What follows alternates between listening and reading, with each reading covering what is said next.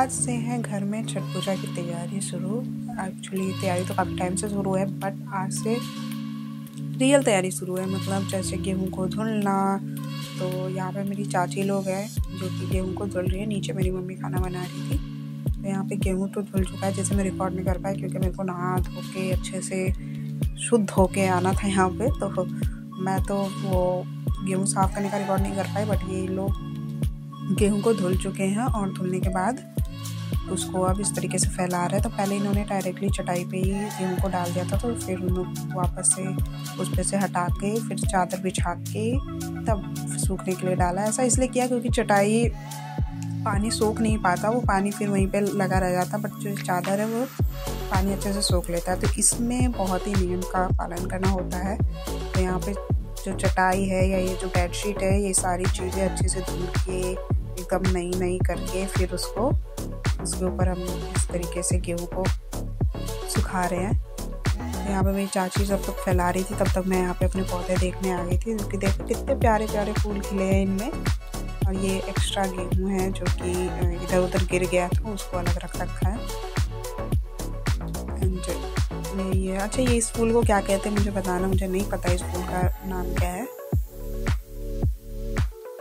मुझे यहाँ 3:30 बजे तक बैठना है और अभी 12 बज रहे हैं।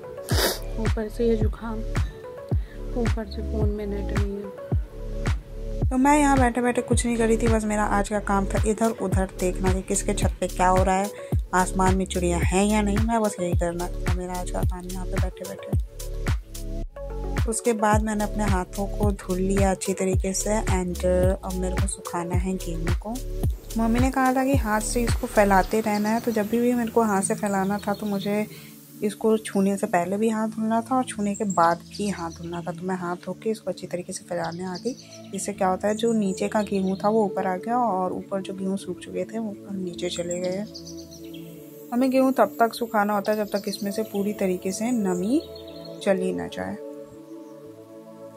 गेहूं को अच्छे से फैलाने के बाद मेरी मम्मी आ गई थी मेरे को बुलाने के लिए कि चल थोड़ी देर में खाना खा के फिर ऊपर आ जाना। तो मैं खाना खा के ऊपर आई, तो ये देखो चिड़ियों का कैसे जमावड़ा है। तो जब तक मैं खाना खाने गई थी तब तक मैंने यहाँ पे एक दीदी को बैठा दिया था, ताकि वो ये सारी चीज़ों को देखती रहे कि कोई झूठा ना कर दे।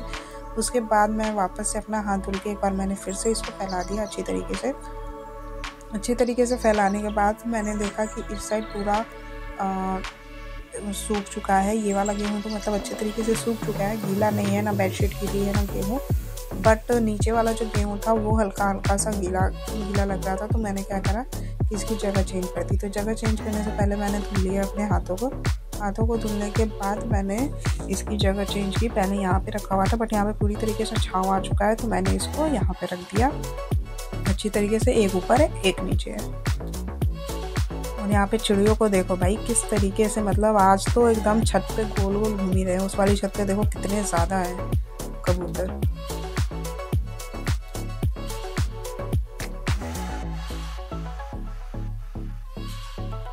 दस हो रहे हैं और यहाँ पे पूरे में छाँव आ चुका है। इस पे भी छाँव आ गया है, बट थोड़ी थोड़ी हवा चल रही है। ये वाला तो पूरा सूख भी गया है, पर ये वाला अभी तक नहीं सूखा है।